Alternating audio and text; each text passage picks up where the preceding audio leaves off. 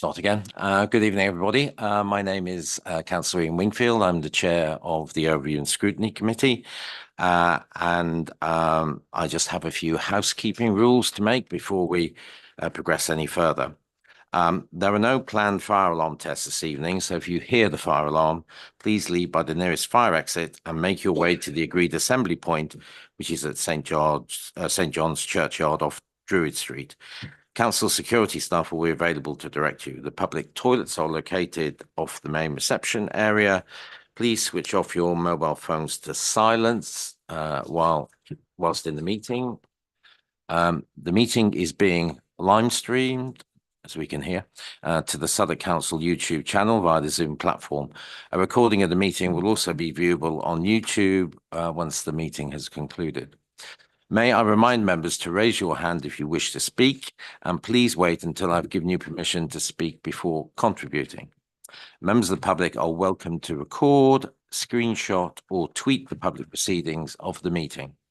A copy of the Council's protocol for reporting and filming is available on the Southwark website. So I'll start with apologies. First of all, I have received apologies for absence from Martin Brecknell, one of the Education Cooperative members, and I've also received apologies from Councillor Sam Foster. I don't believe, do we have any other apologies, Everton? I've not received any more, Chair. Thank you. So I'd just like to confirm the voting members, and I'll go around in name order. Obviously, I've introduced myself. The Vice Chair, Councillor Von Visa. Good evening. Present. Good. Councillor Abacha. Sorry, no. Good evening, present. Thank you. Councillor Brown. Good evening, present. Yes, Councillor Chamberlain. Good evening, Chair. Councillor Foster, got apologies. Councillor Leeming. Good evening, Chair. Councillor Newns. Good evening, Chair. Thank you. Councillor Rose. Good evening, Chair. And Councillor Seaton. Good evening, Chair. Good evening. And we also have one of our co-opted members, education cooperative members. Hello. Jonathan Clay. Yeah. Good. Thank you very much. Sorry, you wanted to raise a point? Councillor Johnson's also present, Chair. Oh, your name wasn't on this list. Goodness me. That's why I looked at you and I thought, yes. Anyway, there we go. And Councillor Johnson is present as well. First of all, I'd just like to welcome the new members of the committee. There's 4 new members of the committee, so we're looking forward to your contributions during the course of the year, or the truncated year because of the general election. But anyway, congratulations. Item 2, notification of any other business which the chair deems urgent. There are no additional late items. Supplemental number 1 has been circulated, which is item 6, the report relating to the decision for the council to self-refer to the regulator for social housing regarding the status of the council's domestic electrical inspection condition reports. Item 3, disclosure of interests and dispensations. Do we have any interests or dispensations that any member wishes to declare at this point? No? Okay. Thank you very much. I see another member coming through. Good evening. I'll let him get settled. Yeah. Okay, so if I can, do you want to just introduce yourself, Marcin? Hello, everyone, and I'm sorry I'm late. Just come back from work. I'm Marcin Jagodziński, and I am parent governor representative. Thank you. Thank you very much. Okay, item 4, the minutes. Can we approve, as a correct record, the minutes of the meeting held on the 22nd of May? They agreed?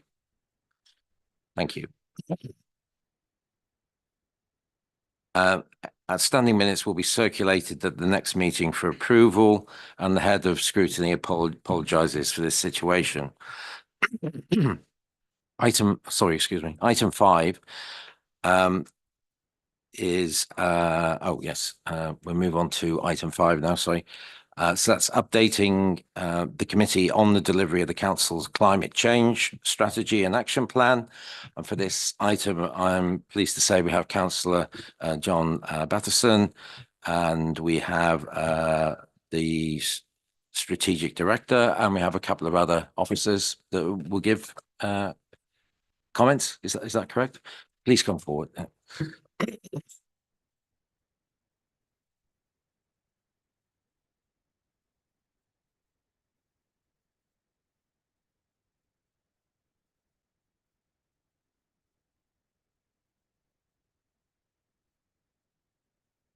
Okay, before we begin, if you, just for the record, if you could just formally state your name and title so that we don't get it wrong effectively. So, by the way. Councillor John Batterson, Cabinet Member for Climate Emergency Jobs and Business. Tom Buttrick, Climate Change Programme Manager. Tom Sharland, Climate Change Programme Director. Tony Ainge, Acting Strategic Director of Environment, Neighbourhoods and Growth. Thank you all. Will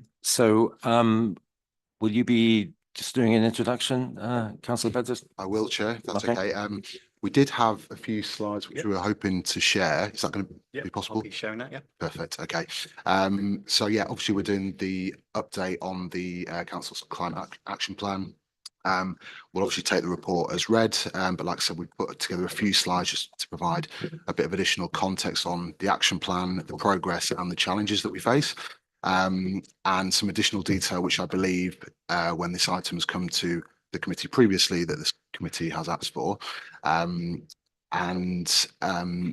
suppose ultimately explain some of the key deliverables from the last 12 months and the plan for the year ahead. So but before we do that, I think just wanted to provide a bit of context from my side. So obviously the team, the climate team will be kind of talking through some of the plan overall, but I think it's just important to mention that the actions within the plan sit right across the council. They don't just sit within the climate team. And so while we'll be able to give an update about progress overall, going into sort of individual actions, ultimately is the responsibility for departments across the council.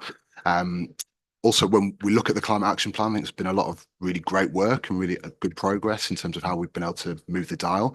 So whether it be the kind of Streets for People campaign, launching the Southwark Community Energy Fund, in which we've just granted successful applications for, creating new jobs, and the Southwark Green Investment, which obviously raised kind of £1 million in 8 weeks. Lots of really great successes. And the team, again, will be able to kind of talk through each of the actions in terms of how we're progressing with a RAG status against each of the actions. But I think we still have to recognise that there are a lot of challenges when it comes to delivering the plan. Most notably, funding is one of those. So back in 2021, I think the estimate for delivering the capital cost for delivering the things that we need to do to reach net zero was 3.92 billion. We anticipate that figure would be higher now than it was back then due to inflationary costs. And I was actually speaking to somebody within another London council recently, and they said that they'd done a more recent estimate and that figure was closer to 10 billion. So I think it just sort of shows that even though we've made some progress over the last few years in terms of what we delivered, the cost unfortunately hasn't sort of come down since that initial evaluation. Now, obviously, in 2019, we made that commitment to do everything we can to reach net zero by 2030. And I think there's a couple of questions there. Are we doing everything that we can? I would say that I think the question is yes. Are there things that we need to really prioritise over the next few years? I think there's the answer to that is definitely yes as well. I think just coming back to the challenges piece really quickly. Obviously, we've talked about funding being one of those, and we can go into a couple more. But I think one of the things we want to explain today is that we're aware of the challenge, but we also have a plan in terms of how to address it, whether that be in a plan in terms of retrofitting our homes, which is one of the major actions that we need to do to reach net zero. But how are we aware of the challenges, but also do we have a plan to address them? And hopefully we'll be able to provide a bit more context than that today. So just in terms of the, obviously this is an annual agenda item, an update, but the team will also be working on refreshing this action plan over the next year as we reach the halfway point to 2030, and obviously taking comments and feedback from this committee on board. I think what we do want to stress is that resource is a challenge as well for the team, and so what we want to do is sort of focus on the delivery aspect of the action plan, rather than kind of put any more resource into the monitoring and evaluation, which is very important, but delivering is a challenge given the resource as well. So just to be aware. So we have some of the conversations that we've had over the last month or so, and I know going back before that, have been about how the climate team can work more effectively with different departments across the council, because ultimately if other departments aren't delivering against their actions, we won't deliver the action plan that we have and ultimately reach the goal that we have as well. So at that point, I'll hand over to Tom.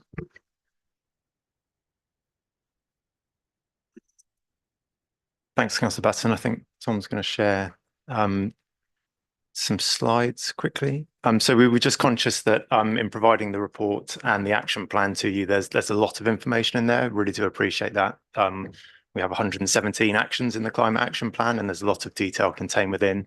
So we thought it'd be helpful just quickly for 5 minutes just to pull out some of the highlights from the year that's just passed and some of the things that we'll be focusing on as a team and as a council, as Councillor Batson mentioned, in the year ahead. So Tom, if you could just next slide, please. So just as a quick recap, so the climate action plan covers much of what the council does. It's split across 6 key themes, which you can see listed there. So buildings, transport, a thriving natural environment, actions around circular economy and promoting green jobs, developing renewable energy in the borough. And also more recently, in February this year, we also adopted the borough's first resilience and adaptation plan. So that is a big change from the last time we were talking to you. The top 5 of those actions those areas very much focus on emissions reduction and reducing carbon in the borough. The 6th one is starting to think about how we as a borough adapt and become more resilient to things such as flooding, overheating, and so on. So that's a big change since the last time we spoke to you. Next slide, please, Tom. So as I mentioned, we have 117 actions in the action plan. As Councillor Batson rightly pointed out, these sit right across the council. So as a team, the climate change team do own some of those actions, but you can see some of the teams listed there who are responsible for delivering on climate action. Within the action plan, you'll have seen a RAG status. So we rate the risk to delivery of each of those actions within the action plan. You can see there the figures are positive in terms of the actions that we have green and amber, but it's worth noting that there are some large actions in there, particularly around building retrofits and how we make our buildings more efficient, that are red and do require significant areas of investment, resource and expertise to really get up to speed. So it's a positive picture with lots of work happening, but also some areas that we recognise need some whole-scale change and to move a lot quicker. Next slide, please, Tom. Councillor Batson touched on these in his intro, so I won't spend too much time talking about them. Funding we've covered. It is significant in terms of the capital cost we need. We did declare a climate emergency for the whole borough. So while we as a council have numbers of homes and buildings that we're responsible for, part of our challenge is also seeing change within the borough and taking residents and key partners forward at the same time. Resource, both within the council to equip colleagues with the knowledge to understand issues such as building retrofit, which is very complex, but also the wider resource and skills in the borough to enact the level of change we need in a short period of time is an area that needs particular focus. And behaviour change, as I mentioned, this was a climate emergency that we as a council declared for the whole borough. And if we are going to hit our targets, we need residents, stakeholders, people right across the borough to start enacting positive change. And that's something that we really started to address in the last year by launching a number of engagement groups and starting to work much more widely across the council. Thanks, Tom. Next slide. Really conscious that when we give you such a big spreadsheet, it can be quite hard to pick out all the positive things that have happened. And I think it's important to celebrate there has been some fantastic work that's happened that's contained within the climate action plan over the last year. just picked out a couple of highlights there, but we are delivering right across those 6 areas that, as I mentioned. So we are doing building retrofit work. There's been energy efficiency and renewable energy installation at buildings such as Peckham Library, John Harvard Library, and the Registry Office in Peckham. Alongside that, we are promoting the use of renewable energy. So we launched the Southwark Community Energy Fund. We had £400,000 of capital funding, massively oversubscribed. We got over twice as many applications from groups within the borough as funding available. So that shows the real appetite that we have within the borough for delivery. Transport, there's been a really positive area of progress in the last year. You'll all be aware of the Streets for People programme and the residents that we've engaged with. But it's important to note at the same time, we have continued to deliver. So on cycle training, cycle hangers, EV charging, all these programs are continuing and delivering while Streets for People has been launched. Streets for People is incredibly ambitious in its climate targets, in how it wants to reduce vehicle ownership in the borough, how far those vehicles drive. So for us as a climate team, incredibly positive to see other strategies very much reflective of our climate ambition. I won't go into those line by line, just to pick out a couple of others. We launched our first Library of Things at Canada Water Library, which I hope you will have heard about, and Southwark Green Investments as well. So thinking about that funding gap and innovative ways that we can start to close it, we successfully raised £1 million in 8 weeks. And I think we were the 10th or 12th council that's done this in the UK, but we had the highest number of local investors of any council that had launched a similar scheme, which again shows real desire and ambition from our residents and others in the borough to support. And then I think finally, we just wanted to touch on some of the priorities coming up. So within the action plan, again, you'll see it tracks the work that's done, but also sets new milestones and KPIs for the work ahead. Many of these follow on from areas that I've just said. So retrofitting for us is absolutely going to be a priority. We have a delivery plan commitment to reduce our operational emissions by 50% in the next couple of years. So that's really focusing on emissions from buildings such as this building, offices, and in particular our leisure estates, which has obviously come back in-house and has significant opportunity for retrofit and associated cost savings that go alongside it. Other policy documents continue to come through and really push forward the climate agenda. So the Streets for People programme will be supported by walking, cycling and electric vehicle plans. We also have a new supplementary planning document related to climate, which will really drive best practice in terms of development in the borough.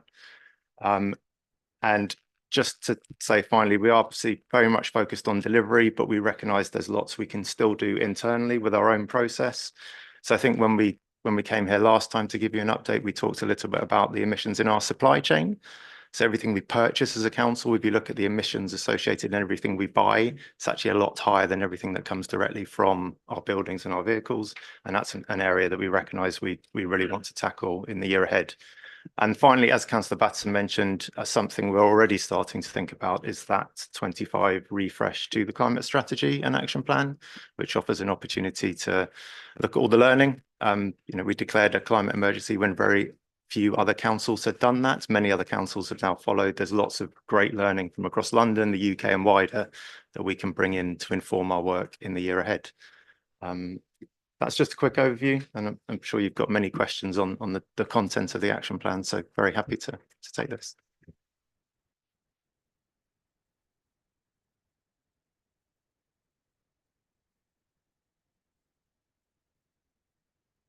Thank you very much. Before I open it up to members, I just a couple of points from my point of view.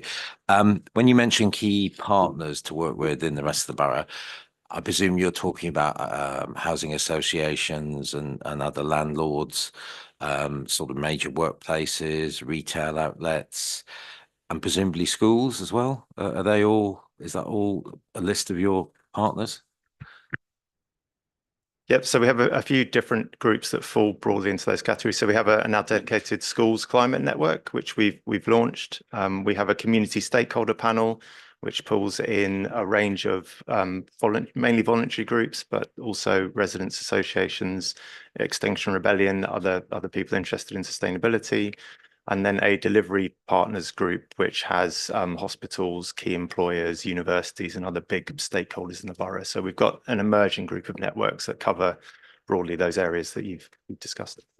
Yep, no, that's good, because I mean, obviously we're aware that the Corporation of London, for instance, has quite a significant number of properties in the borough, so they'll be presumably doing the same thing. It'd be good to liaise with them, and obviously we've got the Dulwich estate down south. I'm sure they'd be engaged in this process as well.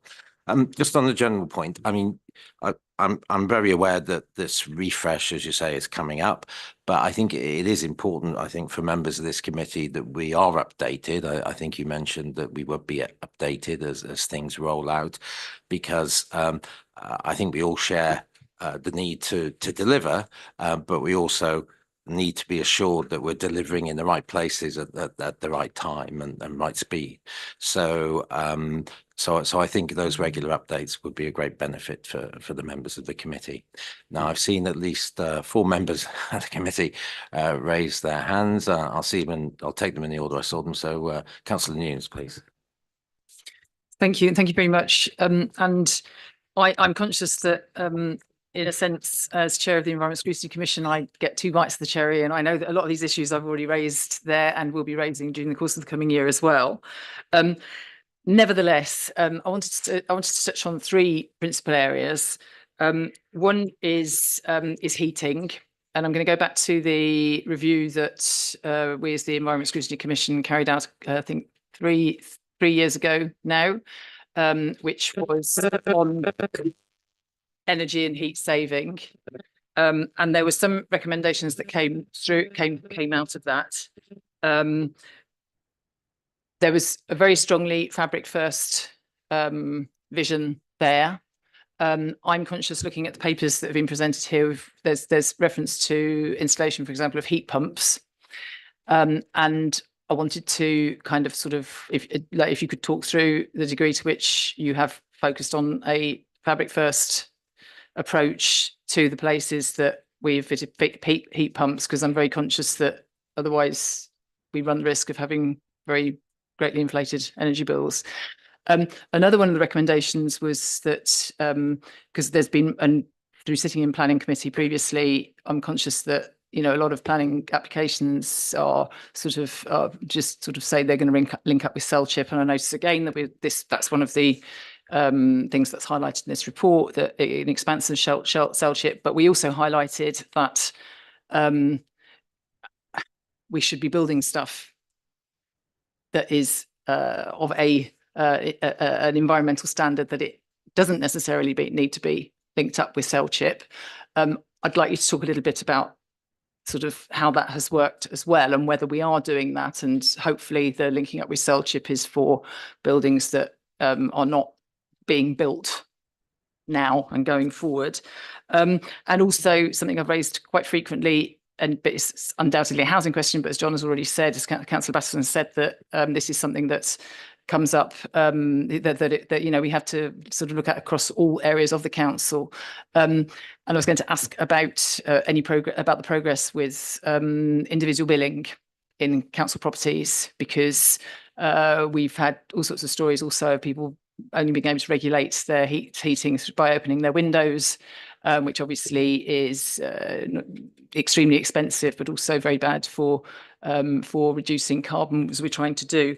Sorry, I've gone on for a little bit too long, but I wanted to ask one other thing as well. Lots of questions, but one other thing, and that's to do with staff training. I think there is inevitably a huge disparity across the council on the degree to which different departments and different members of staff within those different departments understand what we're trying to achieve. I could give examples, but one recently sort of actually outside my house, trying to explain to somebody who's been charged going around clearing the areas around the tree pits, that where people have planted flowers, please don't clear them. There are, you know, and it was sort of, you know, that was quite challenging to explain that to this person. And I think, whereas I know in other areas of the borough, I've been to estates in Bermondsey, for example, where they've where ground maintenance staff have themselves taken on the, that they themselves have decided they're not going to spray. They've taken a much more sort of, individualised approach there, and it does seem to be really, really haphazard. So what is the council doing to make sure that there is sort of a unifying vision across the council and individual departments and members of staff in individual departments, and that everybody is sort of buying into this as they should be? Thank you. Do you want to take some other questions, or do you want to respond? There's a few there, so maybe I think there are, yeah. really. So let me take a couple of Tom, and then if there's any you want to flip back into. So I think Councillor Newlands, I know you've mentioned this a couple of times, but certainly others have as well. And it's about how departments do they see their responsibilities through the prism of the climate emergency? And I would say that at the moment there probably is inconsistencies there, and I think there's a lot of knowledge and passion in the climate team. And I think we've spoken a little bit about how we really bring the strategic directors within each area, make sure that they are the real drivers for this in that area, as well as the relevant cabinet members. And so I think, while also recognising that. You mentioned housing, so I'll just focus on that as an example, that there have been other priorities and things that have come up over the last 12 to 24 months and beyond that, which especially financially, which mean that there are in terms of this being the priority, maybe not being at the top of that, and which is understandable. So I think the training piece is probably a point for us to pick up on, in terms of, because like I said, there's a lot of knowledge within the climate team, and how we share that amongst the rest of the council is certainly something that we've discussed, but also something that we can focus on in terms of the training element to it. And can I hand over to you, Tom, just to talk a bit more about the heating element in terms of the previous? I can start. Yep. So on the fabric first question, yes, absolutely. We do a range of individual building surveys, but we're also preparing an operational building strategy at the moment that looks at tens of buildings across our operational stock and what the right approach is financially to bring energy saving measures in. And that's absolutely fabric of the building first before changing the heating source, because you're completely right. So if a heat pump goes in as the first thing, electricity bill goes through the roof, and you've got a very inefficient building. So that underpins the work we do, and Tom and the team talk to colleagues across our portfolio on that approach as well.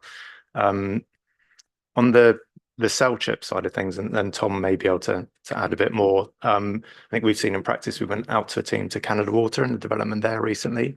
They've had to accommodate cell chip within the design of those buildings and a potential future connection.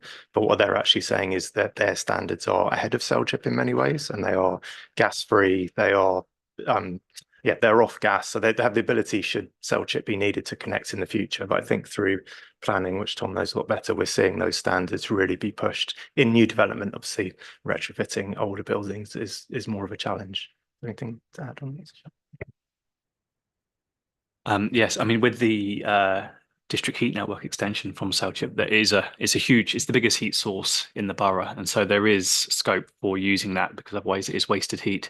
But it's very much recognised that that's in the locality around the Old Kent Road opportunity area, where there is, as we appreciate, significant development proposed and already coming. So it is going to be used for that, but also for housing estates in North Peckham estate, in North Peckham.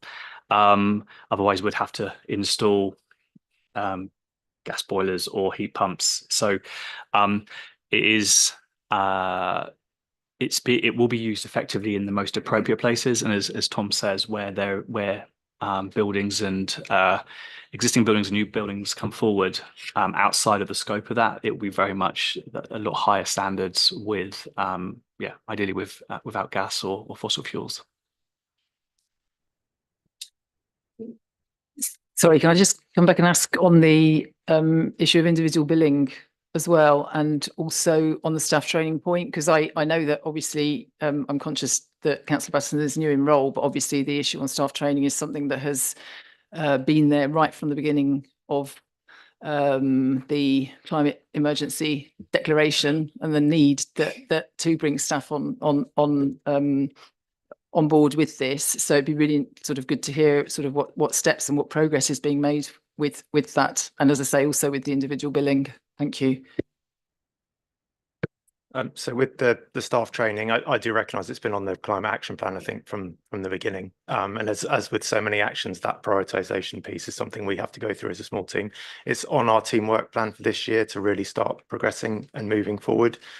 We recognise as a team of 12, it's great to have expanded to a small team of 12, but if ultimately we're going to be successful, there's 4,000 staff that we need to bring along with us. Part of the challenge is that is going to how we bring office-based staff alongside the people who are out there, delivering services as well, and how we get that training right for the whole range of what a council does is going to be a challenge. That's probably going to need us to focus in some key areas initially, which we'll have to work through, but it's very much on the team's plan to start moving forward. On the billing side of things, I have to take that away and come back to you with more answers on exactly what's happening on that one, if that's okay. Okay, I've got 5 members who've been 7 members who've indicated. I really appreciate if you could keep your questions as questions and as succinct and as short as possible. Otherwise, you're denying other members the opportunity to really ask their questions. So, Councillor Leeming, please. Thank you, Chair. I note the remarks you made about the cost of delivering the programme and the fact that you've spoken to other councils who are in a similar position. Thinking about what this council has done last week about banding with other councillors to talk about what's required to support housing and the regeneration of housing, given that we are in a very fortunate position of having a new government, is there any consideration that you might do something similar in terms of the environment and seek a coalition with other partners to make the case very forcibly to the government for extra funding? And I note this morning I attended the Healthy Streets scorecard event, which Southwark did rather well actually, and was high in the London boroughs. But what was very, very clear from that presentation this morning was that the mayor is nowhere near meeting any of his targets for Healthy Streets, which has, as you say, the Streets for People environmental element. So it seems that across the board we are struggling to meet our environmental requirements. So what can you do to raise this profile and change the way that we approach this with central government? I'll start. So I think one of the things that we've spoken about is just say if we had the funding, would we have a plan in terms of what we would do with it straight away? And I think the answer to that at the moment is not yet, in terms of do we know where the priority estates might be or blocks? And I know we had a conversation today, and there's going to be just in terms of making sure we're aware of where we would prioritise if we had the funding is the first point. The other point just on retrofitting, because obviously that is the kind of major red action, but also the one that would allow us to reach our targets. There is a gap in terms of the workforce, in terms of people with the skills to actually carry out that level of work. And so that's the other thing that we need to, I think, influence in terms of the ways we're able to do that, is make sure that there's an ask in terms of central government, but there's also a request in terms of when this might be a priority, because we need to make sure that when we do have the funding, we've got the workforce ready to carry out the works. Now, just on your first point, I think we've certainly asked the question, which is what are other councils doing and where can we learn from them? But I think actually having more of a formal conversation with them might be a good action for us, which I think we can take away. Okay, thank you very much. I've got Councillor Rose next, please. Thank you, Chair. 2 or 3 questions from me quickly. Appreciate that it's an update and an update on the action plan as well. I just noted though an absence of reference to the citizens' jury work previously, Southwark 2030, the neighbourhoods piece, and the land commission in terms of the social purpose of land. And wanted to ask the question in terms of the refresh that's planned for 2025, how will you frame this work in that context? Because those narratives are really important in terms of engagement and people understanding the journey, personal journey that they're being taken on as residents, as well as the corporate one for us as the council, and how it stems with other things and strategies that we're developing. Secondly, to pick up Councillor Leaming's point around advocating to central government about covering the cost, particularly of housing. I'm quite curious to know in relation to the amber rated issues and some of the green, which are sort of progression points rather than completion of those things. At what point do we feel as though some of those things are going to be too late to achieve by 2030? And would that be known in time for the 2025 refresh?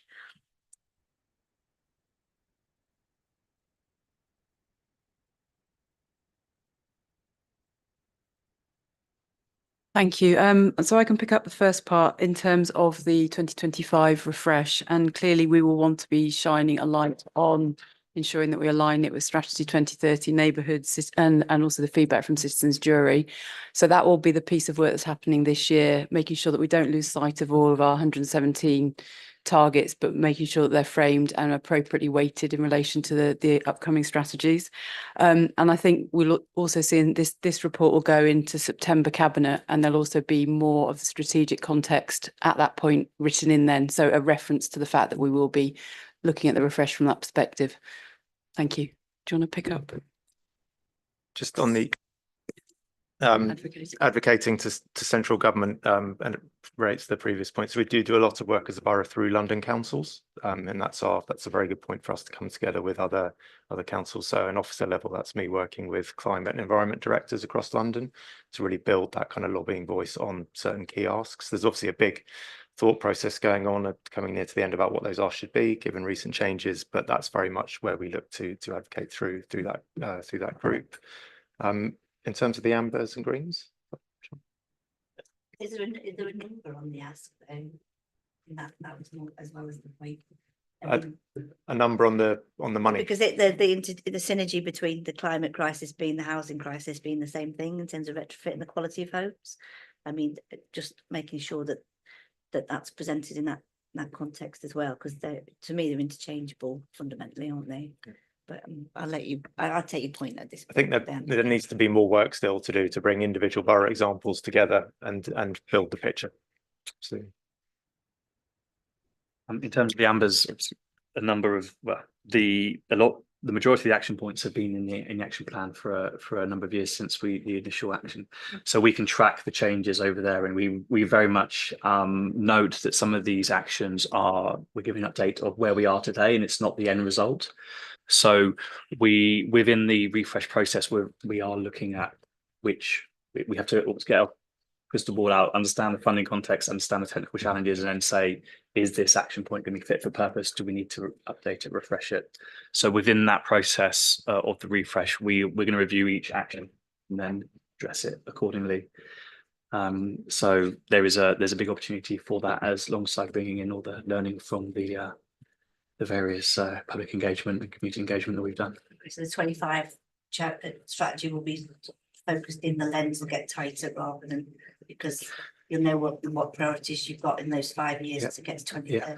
And if I may, the key priorities will remain the same. It is the decarbonisation of the buildings the council owns, and the challenge will be to deliver that in a compressed time frame.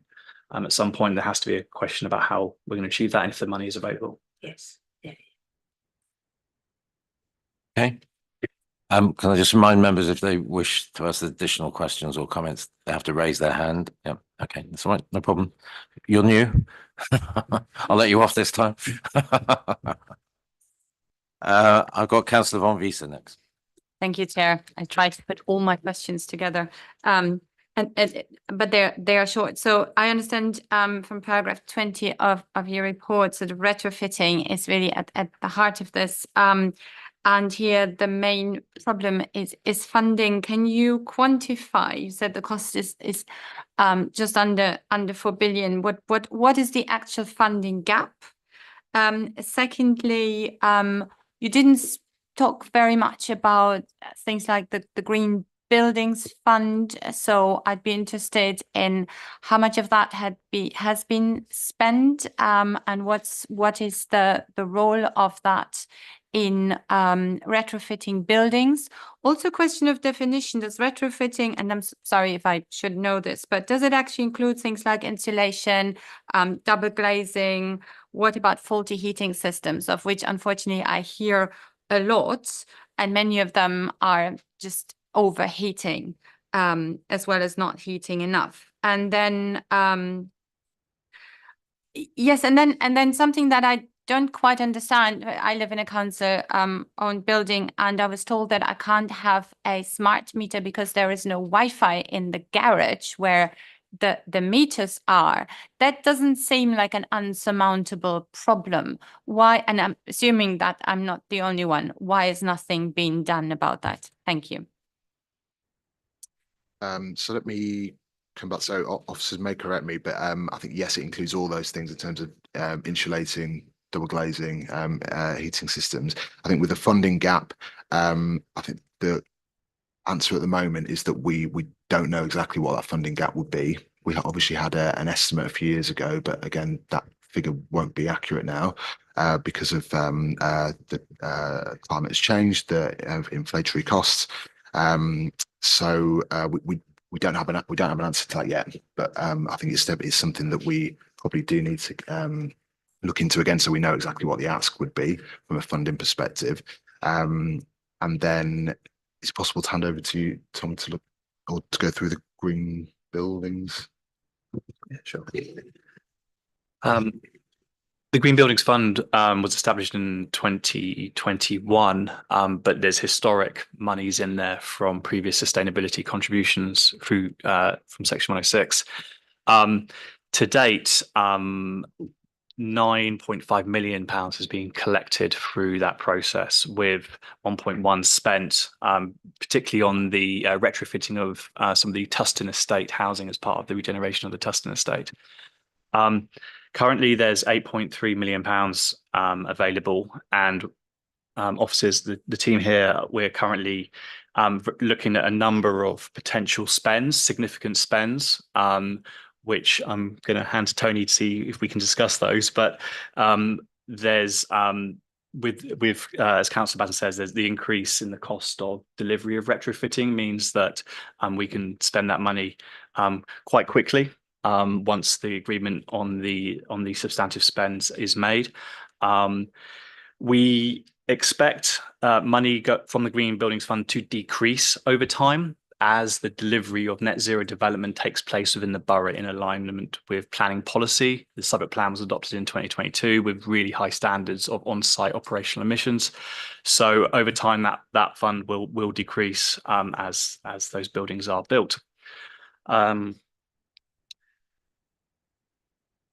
Smart meters.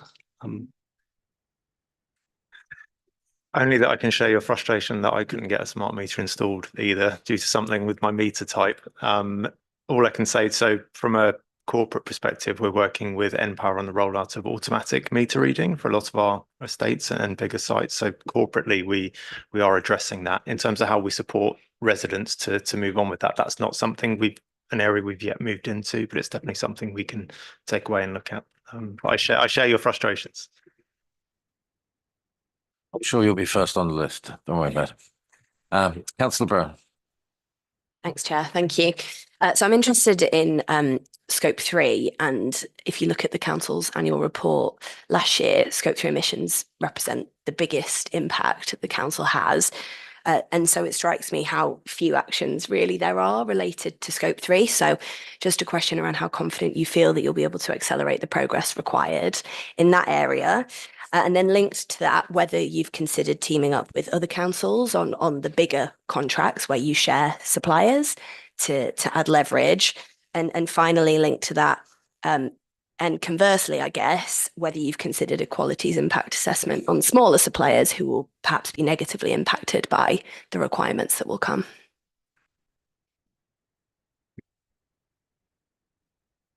Well, I was going to take the sort of middle question first, just in terms of linking up with bigger contracts, because we've just in the process of renewing the procurement through Laser, which is the energy procurement contract. that we do as part of a procurement process with other councils. And one of the benefits of that is cost, but the other bit is that the team will be working on is looking at the opportunities to utilise the renewable energy options as part of that. So we know that energy is a big factor when it comes to emissions. So I think that's probably the prime example that comes into my mind, but there might be others, Tom, that we can. So we've started that piece of work, and I completely agree. How we calculate scope 3 is relatively crude. It essentially looks at the council's spend. It groups that spend into different categories: construction, catering, whatever it may be, applies emissions factor, and then out comes the figure. But we know that we need to get more in depth. So we've started conversations with procurement. We spoke to the City of London, who are much further ahead in their journey. And it's a piece of work we will be progressing this year. City of London example showed that if you can get to the point where you understand where your top 20 emitters are on the supply chain, they are going to account for the large chunk of those emissions that you see. And that's the learning from other councils. We need to understand our data better, which we've started to get that work underway to get that going. So completely agree. It's going to be another key area of focus, and work's underway on that. Great. Thank you very much. Councillor Chamberlain, please. Thank you, Chair. Just a general point about the information that's been provided today. It's quite difficult for us as a Scrutiny Committee to be able to assess how well we're doing if everything is sort of RAG rated in this way, because I think, we're not actually showing what carbon impact we're having, are we? And that's something that XR did criticise the plan for when it was first introduced, that we're not actually demonstrating which policies are locking in the most carbon savings or eco benefits. And actually, this is just a general point that it's still quite difficult for us to be able to scrutinise this, and I think that's something I'd encourage you to take away.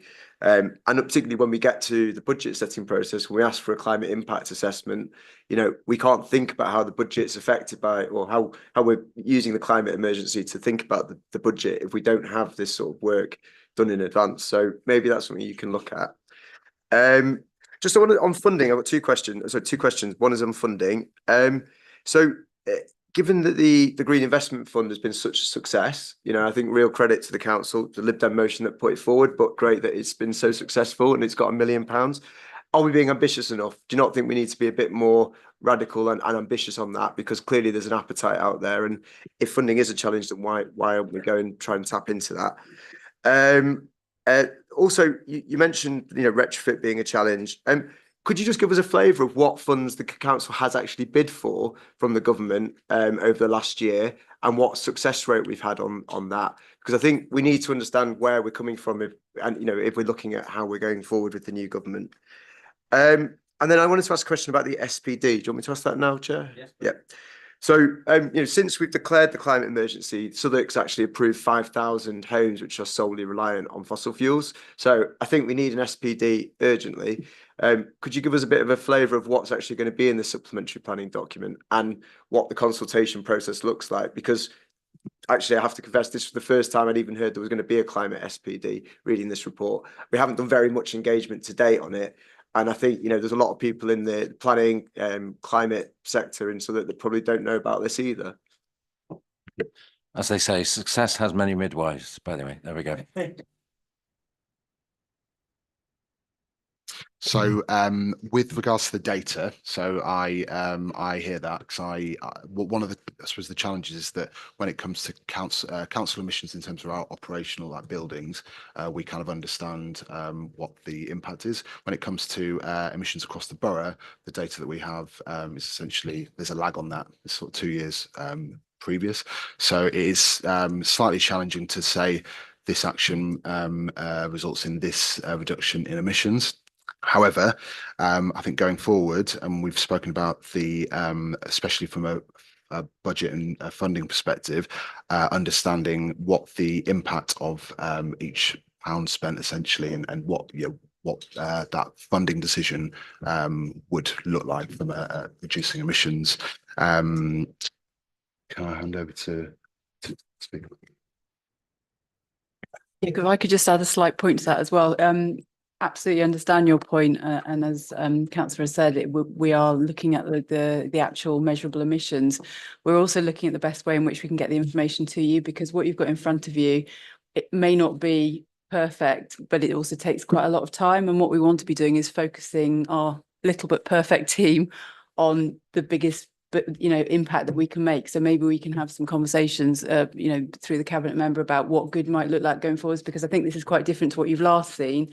But if we're not quite there yet, getting another iteration of that would be really, really helpful. And it might also help us to streamline some of the work that we're doing as well. Do you want to pick up the next point? Yep. So on the Southwark Green investment, so our initial ambition is for 6 million up to 2030. So that at the time, that was the biggest commitment by any council in the UK. But yeah, it was fantastic to raise the 1 million in 8 weeks. And we're already considering when the next round can go. We're mindful that the other council that launched at the same time as us didn't hit their targets. So it was great and testament to all the comms and engagement work that we did, but the other council didn't meet the million. So while it's been a very positive first step, we want to build on it. And for us, I think that is probably smaller rounds of funding that happen more frequently, where we can build on the interest and keep it rolling rather than downing tools and then having to re-promote Southwark Green investment a year later. So we're speaking to Abundance, who manage that for us at the moment.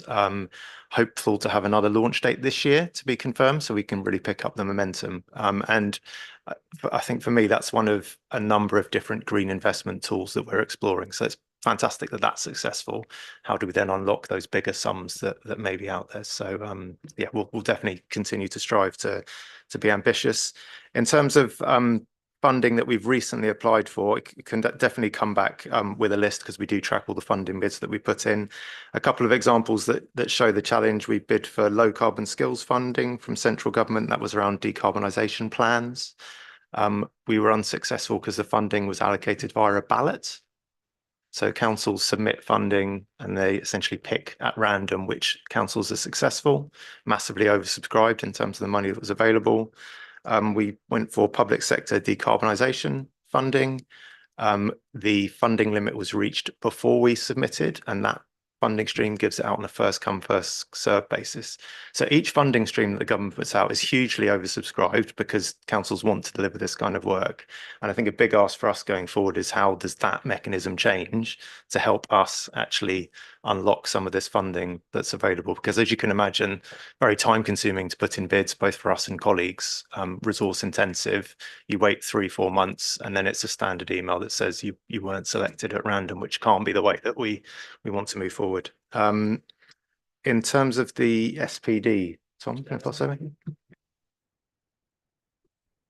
So yes, the SPD is a new SPD. It's been kind of signposted on the planning probably website, tucked away somewhere in the local development scheme, which it has been there. But the SPD is there to provide policy guidance for the Southwark Plan policies that were adopted in the local plan in 2022.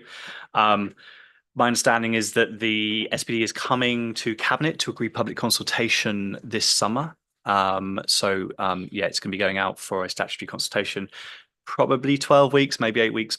We can check with planning colleagues. The content of the SPD is climate and environment, and it provides guidance on retrofitting, on renewables, on biodiversity, it's got diagrams. It's a rich document. We've seen a latest draft recently, and it's there to provide guidance to small developers, to householders, to people who want to extend their property, all the way through to developers as well, who are going to deliver bigger schemes. So we're super excited to get that out to public consultation, to improve it through that process. And then my understanding is that it will be likely adopted early next year. Okay, thank you very much. I've got Jonathan Clay next, please.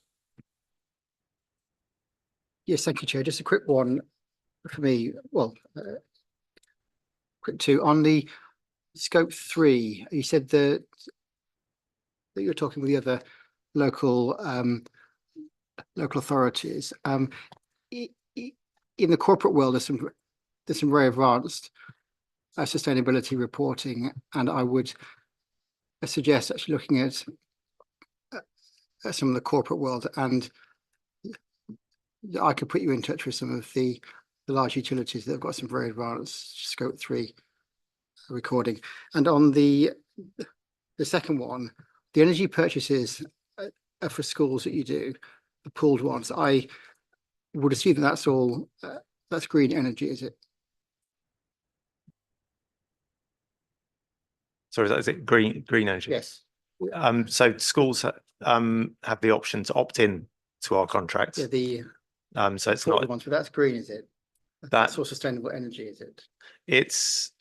That's something we're looking into in terms of the refresh of the laser contracts. At the moment, we moved operational estates over because there was a cost implication of moving to green energy, and that's where we've kind of limited the options at the moment. There are much broader options as we renew the contract to think a bit differently how we do that.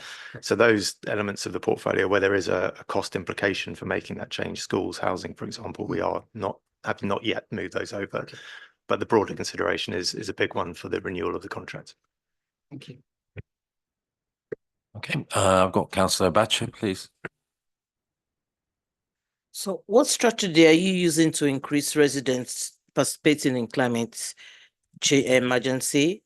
How are you ensuring that diverse voices are heard and considering the council climate policy? And what are the most pressing concerns from tenants and homeowners regarding climate change, and how are they addressing them?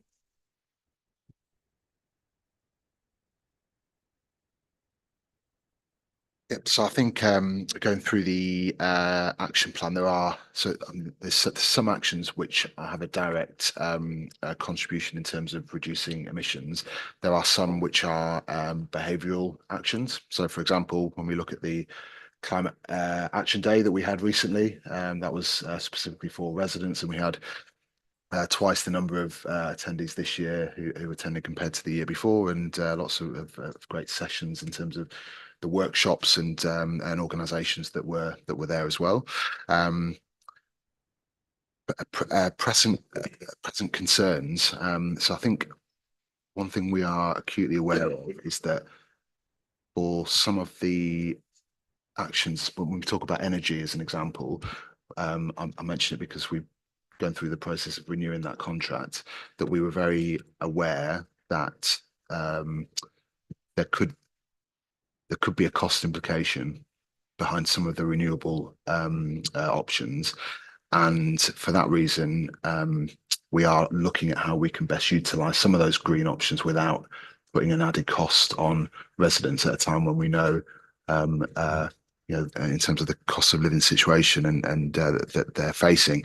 So I think that would certainly be one. Did you have anything to add, Tom?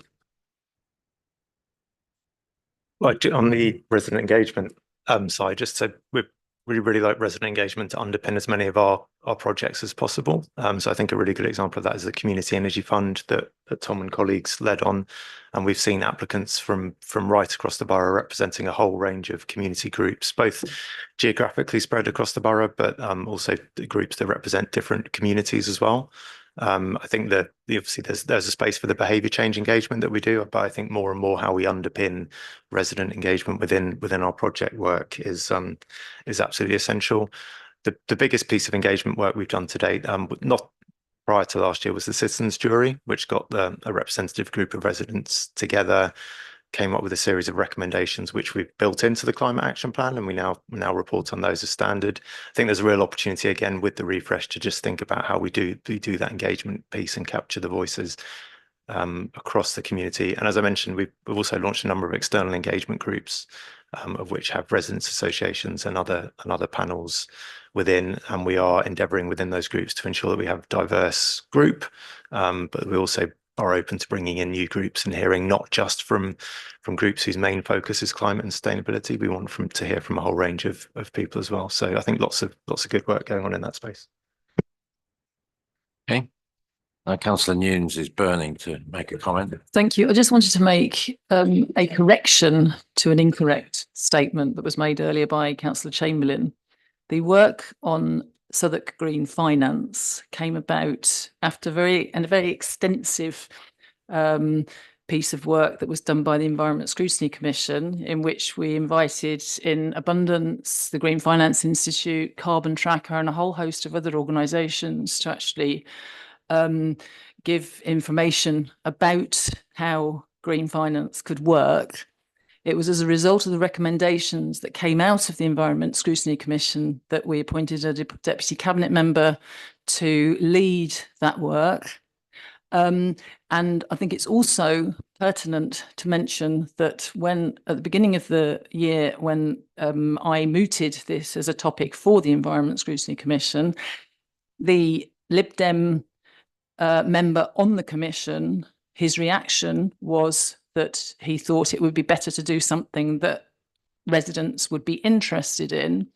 And I'm delighted that during the course of the year, he did actually change his mind and realised apparently that Chair, it this was a isn't good thing scrutiny. for us to This isn't do. scrutiny. But I think This it's is- this is- important to correct the factually incorrect statement that came from Councillor Chamberlain earlier. It Chair. was not as a Chair, result of a Lib this is- Dem This is motion. not scrutiny. Okay, all right, okay, yep, no. Yeah, look, you can look at this article. It's on the website. It's on Southwark News. You know, it says it's a Lib Dem motion, Margie. No, I'm sure it It's- does. Well, then, yeah, What because then I've it is factually incorrect. Yeah, okay, well, you can't believe everything you read in the newspapers, don't worry about it. Okay, all right, well, we're not going to argue about this all night, thank you very much. We've been behaving yourselves to date, so let's not decline into our usual state of affairs. Right, are there any more questions, please? Okay, good. So can I thank you all for coming? And we know what the importance. Oh, sorry, you wanted to say Just a question, Chair. You Okay. Mentioned at the start that it'd be helpful to receive regular updates, and obviously we were sort of planning that this would come back next year as an annual agenda item, but it sounded like you wanted something a bit more frequent. Whether that's in writing or attendance, it'd be helpful to get your thoughts. Yeah, we'll liaise through the officers in terms of what's required and when it's required and in what form. So I wouldn't worry about that just now. And then, yeah, just to say, obviously, it's extremely important work you're engaged upon. And also, we know how dependent you are on all the service departments delivering on this. So best of luck with that. And I'm sure you'll be acting like a chief whip to whip them all into line to produce the goods. So thank you all again for coming along this evening. I appreciate your time. Thank you. Okay, Everton wants a couple of minutes to sort out the camera. I was going to have a short adjournment anyway. 10 minutes? 10 minutes, I think. Yes, 10 minutes will be fine. Thank you.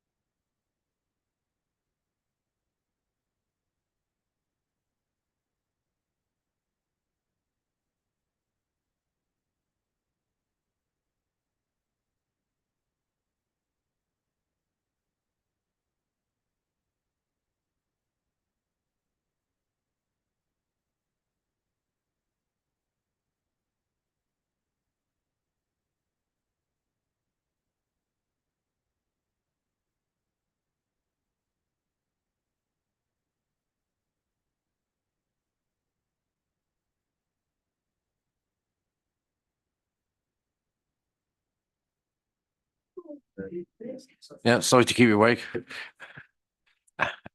Here we go. Right, if we can restart the meeting, please. I have item 6, which is the report on the self-referral. And we have for this item Councillor Sarah King, and we have the Strategic Director of Housing. Is there anybody else? Or yes, okay, if you just come up, please, all of you together.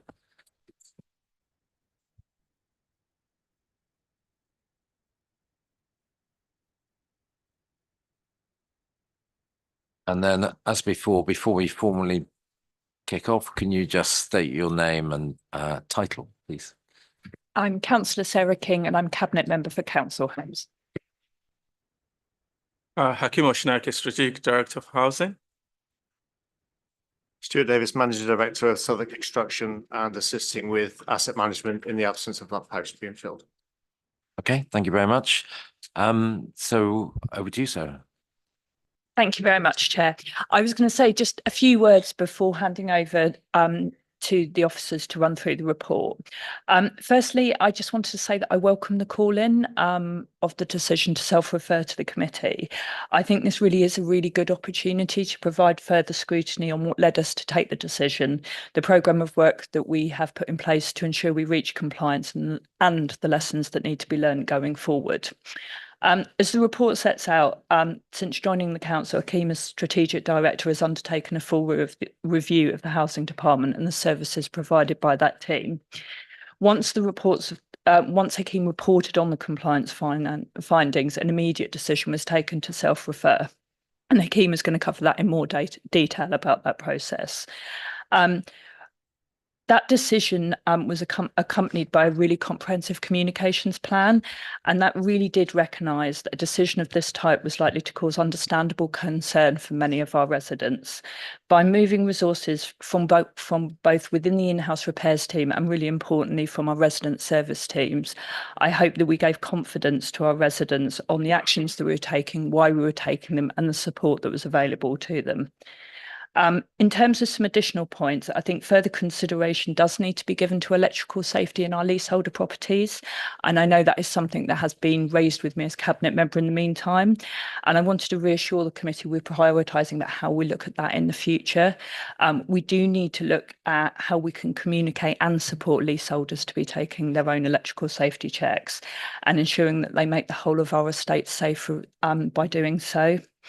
And then just finally, I want to say that I hope this is the start of a meaningful relationship with the regulator, and that I hope that relation will really support us to be a better landlord and provide the services of the quality that our tenants and our leaseholders deserve. Okay, thank you. Hakeem? Just a few things to add to that.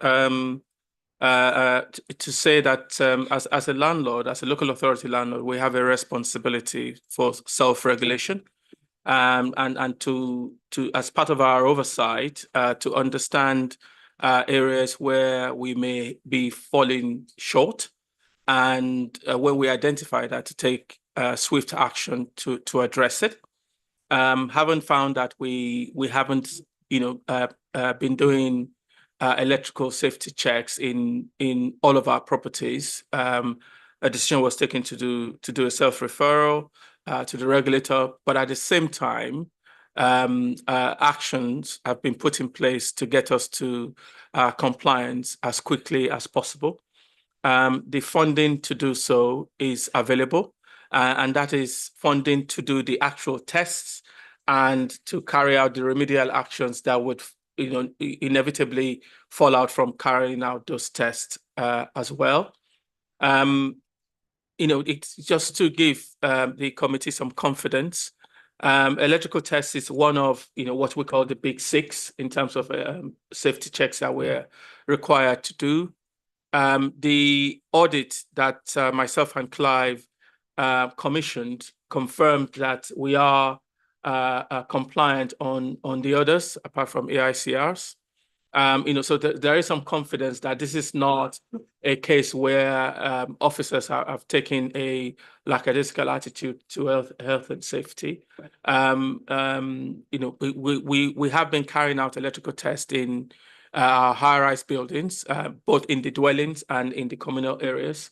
But having not done so in all of the other dwellings that we're responsible for managing, then it means that we're not compliant, which is why we have done the self-referral and taking action to get us into compliance as soon as we possibly can.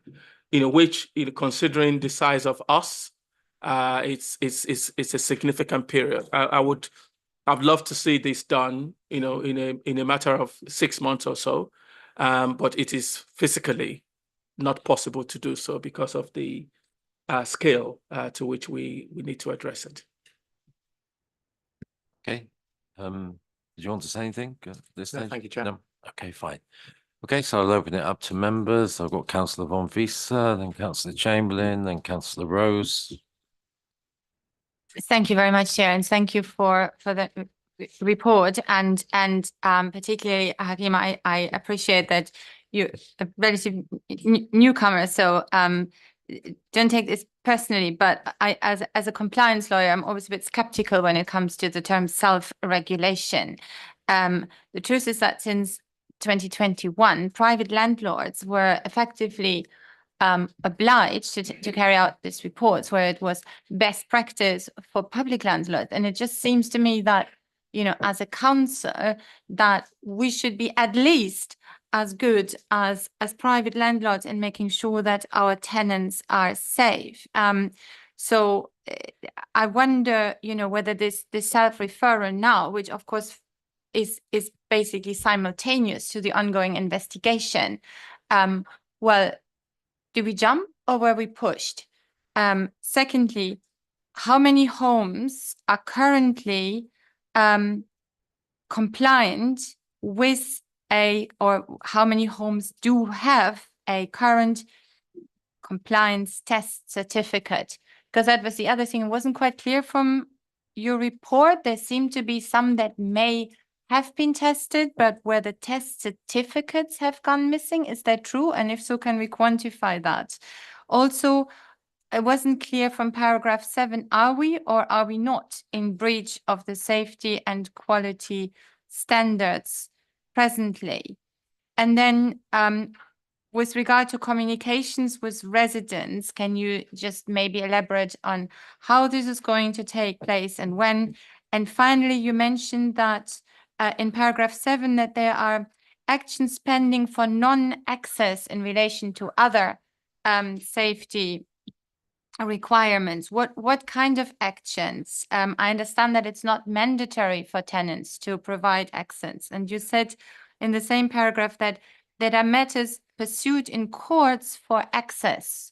So that sounds like there is a way to force access. Again, can you explain will you do if tenants do not grant access for whatever reason, and could that delay the whole process? Sorry, that was a lot of questions. I appreciate your answer. Thank you. Thank you. So I agree with you that, for private landlords to have this obligation, it is right for local authority landlords to have the same obligation. And the fact that we haven't done what we're supposed to do and being open and transparent about it, it's a recognition, that we need to correct that. So I don't think anyone is going to say to you, we haven't done anything wrong. Otherwise, we would not have done a self-referral. I can assure you that we weren't pushed. It is coincidental that we were selected for an inspection in the second quarter. But prior to this, the history of the self-referral is because I asked for the status of our compliance when I started, about 2 weeks after I started this job. And the report I got indicated to me that we weren't doing the electrical test as we should have. And to confirm that and to confirm the status of all of our other compliance responsibilities, myself and Clive then commissioned external auditors to look at the whole thing. The draft report of that audit confirmed, what I already knew, which is what prompted the self-referral. So I can assure you it wasn't because we were being inspected. You asked how many homes do we have we tested? The truth is, it's difficult to say because our data is not in the right place. But what I would say to you is we did start a program to do all of the dwellings in our high-rise buildings. We have a statutory obligation to do AICRs in all of our voids and all of our new builds. So, there are significant, we believe we have around 10,000 properties that we have done, and we're making preparations to do about 28,000. But I have reason to believe that as we dig more, we will find, because we've got several systems where certificates are stored, and the colleagues pulling all of those together as we speak. In paragraph 7, you're asking if we're in breach. Yes, we're in breach of that safety and quality standard, which is why we've done the self-referral. So that's straightforward. But it is, I am not the decider of whether we're in breach or not. It is the regulator at the end of the day. But I believe that by not having all of our properties in a 5-year electrical testing cycle, in my view, it means that at the very least, we need to be referring ourselves to the regulator. Councillor King mentioned earlier, when we made the decision to do a self-referral, the communication with residents has been really, really good, I believe, because one would expect that such news will bring panic. But because of the information that we're circulated to residents and our openness with residents, I think the majority of people have been satisfied with the information that they've had, and the few people that have requested support, we have provided support to them. And then finally, about non-access, for all of the statutory responsibilities in terms of compliance, we're able to go to court and get an injunction if people are refusing to let us in. The tenancy conditions also requires tenants to give us access to carry out these tests. But an electrical test is a 4-hour test. It's not like a gas check that could be done very quickly. And therefore, residents can feel not obliged, to do so. So we expect, there will be significant non-access issues as we progress in our testing program. But as part of that, we're already making plans on how to mitigate that. Thank you very much. Sorry, Sarah, you want to go? Yeah, I was just keen to add to an additional point around communication with residents and the point made about access to homes to be able to undertake the test and avoiding going to court as much as possible to get that access. I think a key priority for the communications going forward will have to be providing that reassurance and understanding to residents about why we need to access homes to undertake the tests. That has already been identified as a priority and was why we wanted to get the communications right from the outset, but needs to be a key priority going forward as well. Great. I've got Councillor Chamberlain now, please. Thank you, Chair. I think the self-referral is excellent. I'm pleased that you've done it. In fact, Southwark Liberal Democrats called for this to happen last December. We still think that there should be more things that we're referring ourselves to the social regulators. I think there are serious issues with housing in Southwark, but this is a welcome step, and I think the plan that you've set out is commendable. It's I think it will hopefully help to get us to the level that we ought to be at. But I'm concerned about how we've even got to this stage. The Grenfell Tower rightly brought our attention back onto fire safety in social housing. We've known that testing for electrical safety is gold standard for a number of years. There was a round table on this in 2019. We've had the current leader of this council say that fire safety is a high priority for this council when he was the cabinet member. But when he was the cabinet member, this testing didn't happen. So how can that be the case that we are top tier in terms of looking after our residents and protecting residents when actually the cabinet members aren't actually looking into these issues. And there isn't we've clearly failed very abysmally on this front. So I'm interested in how you think that it's got to this stage, but also why it's taken the council so long to get a programme in place. The audit report that went to the committee last year highlighted the fact that there's such high turnover in the housing department, and that being one of the issues why testing is not in a good place. But is there also an issue, the fact that we are, and that's one of the reasons we've seen such a pattern of failure on the major works front. But is it also the case that having such a high turnover of housing cabinet members, I think, Sarah, you're the 8th in 8 years, is also part of the problem? And I do wonder if you want to sort of maybe use this opportunity to apologise to the residents for the state that we've got ourselves in on this.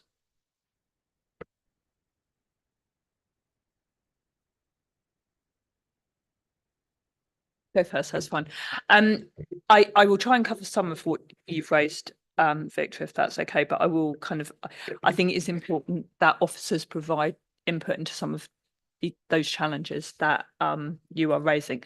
In terms of an apology, I have absolutely no issue apologising to residents in terms of this specific issue around the failure to be up to date and compliant on electrical safety tests. I'm not going to go back and quote it because I don't have it to hand, but that was part of the communication that Kieran made as part of, I think, the press release that went out when we made the announcement and the self-referral took place. So I'm very, very happy to reiterate that apology. I think I'm not going to get into the detail of how many cabinet members and whether the number of them results in any of these issues. Actually, I think I would like Hakeem to come in and talk about the relationship between officers and members in terms of the provision of information and the accuracy of the information that people were going to, because it is obviously something that we've been talked about in more detail.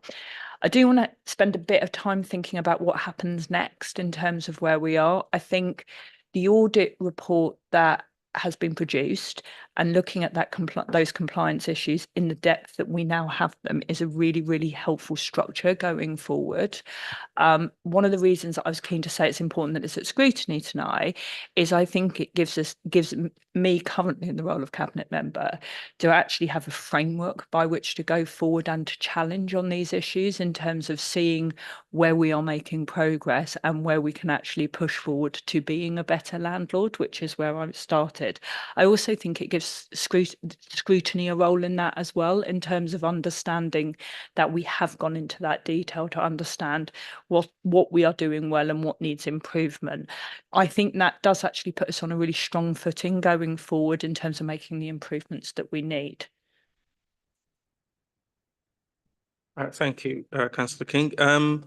Just to follow on from that, it is important to stress that officers are the experts.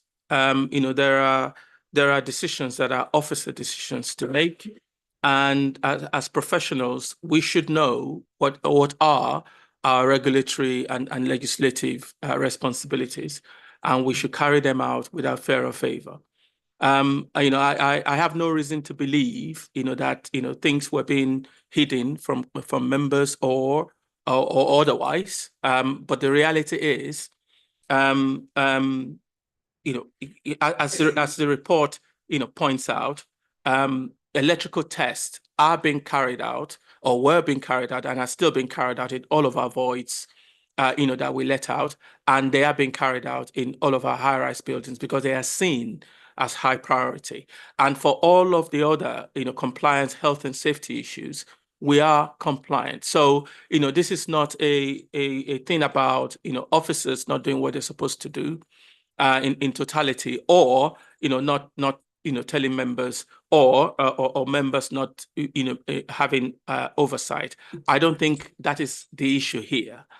In terms of high turnover, I am unclear as to why you would believe there's a high turnover of staff in housing. As far as I'm concerned, we have staff in housing that have been here 40 years. people don't tend to leave Southwark when they join because, Southwark is a good employer.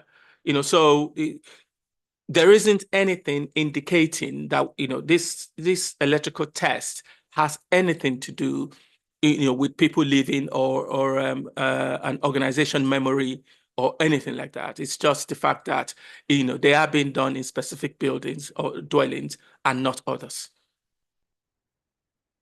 With all due respect, I don't think either of those answers actually answered the question about how we got to this stage and why we didn't introduce compliance, electrical safety testing earlier.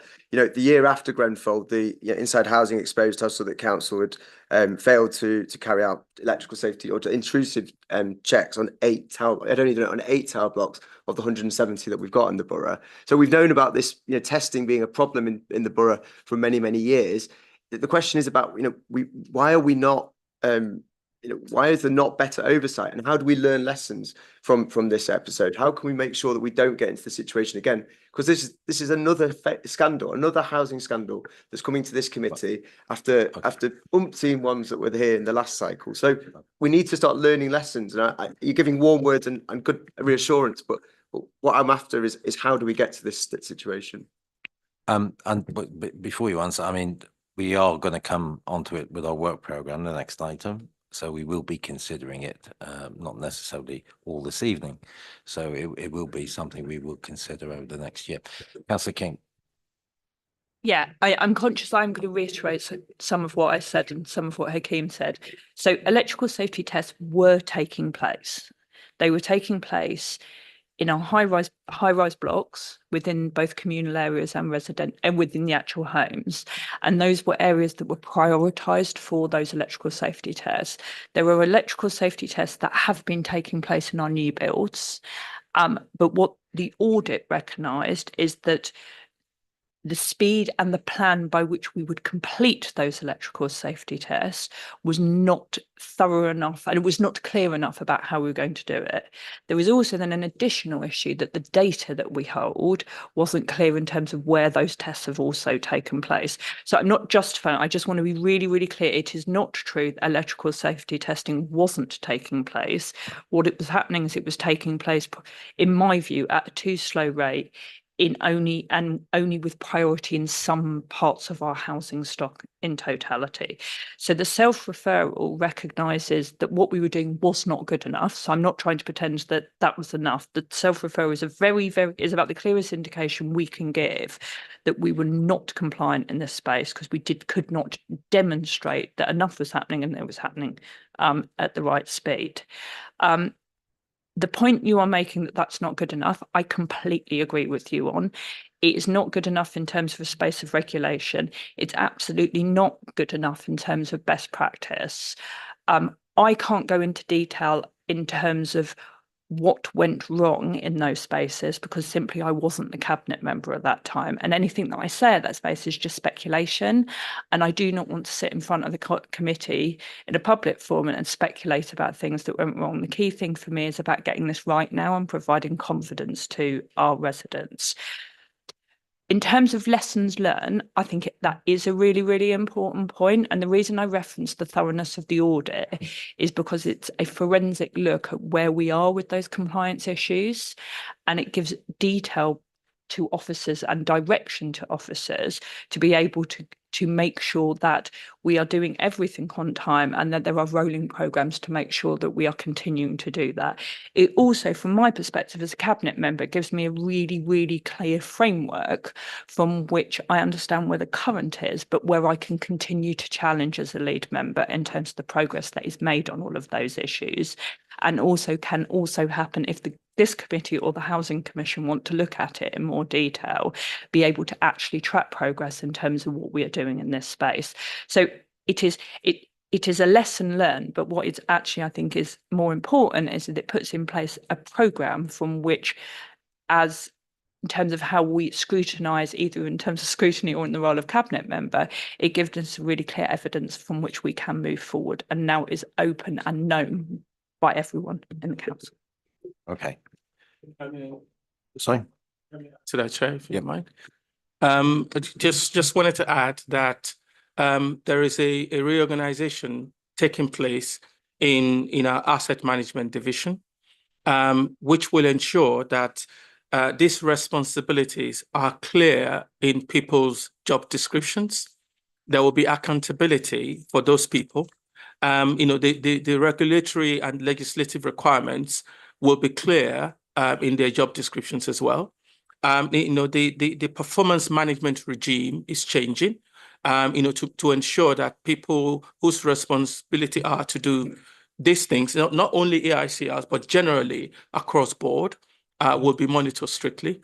The KPIs are scheduled, to be presented at various governance levels.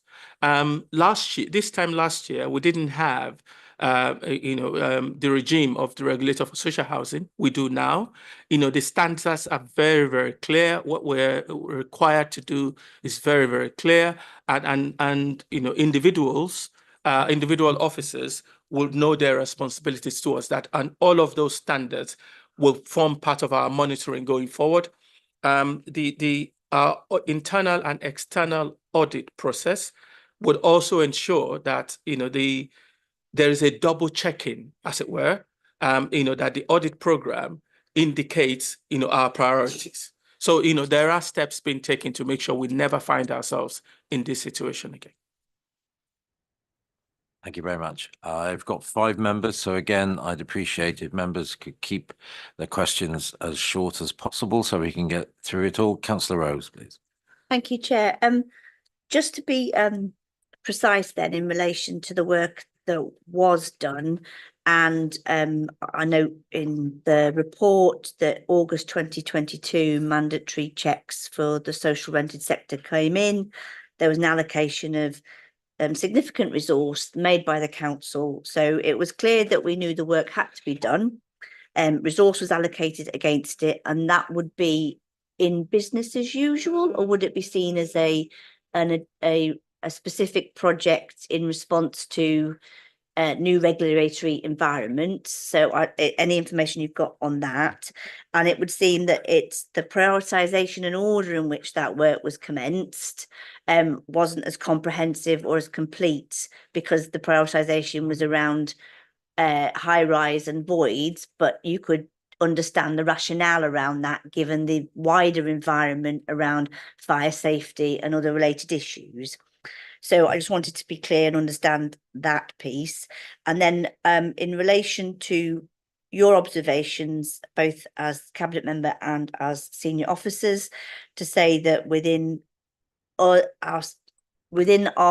corporate entity, the evaluation and the sense checking against statutory and regulatory requirements may well be best placed outside of the department that the regulations impact upon, to ensure that there's an objective assessment of the work that's being done against it. And what central resource do you have now as housing to sense check that you are fulfilling statutory obligations in an environment that's likely to evolve and change in terms of policy going forward, so you can be confident that you've got objective counsel about what you need to do and resource it? And then finally, in the broader context of other complex, large-scale social rented housing landlords, social housing land, is it an environment where other major providers have also found themselves in a position where they're not able to deliver at the pace the regulations have specified, and or the cost implications have meant that they're in a similar place to ourselves? Just for that wider context, that would be helpful.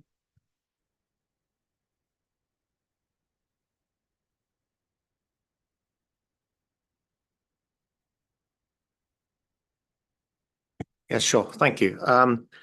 Just for clarity, November 22 funding was allocated.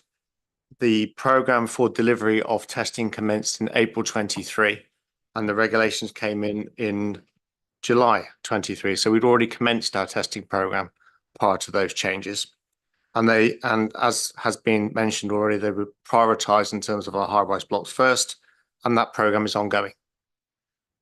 When the Act came into force, there were no regulations or information with those regulations dictate as to how we undertake those works. And therefore, we determine the most appropriate route based on our risk assessment of our dwellings and our properties. So that's ongoing and is part of business as usual. In terms of your consideration around auditing, testing, checking the checkers, so to speak, we have a building safety team which will manage the data and information going forward. We have a new database in terms of true compliance coming into the council, which is currently being tested by our IT colleagues for fitness for purpose. And that building safety team, data team, will be checking our compliance information, analyze, test, audit, and then put it into the system once they've quality controlled it. So that process is now being taken forward.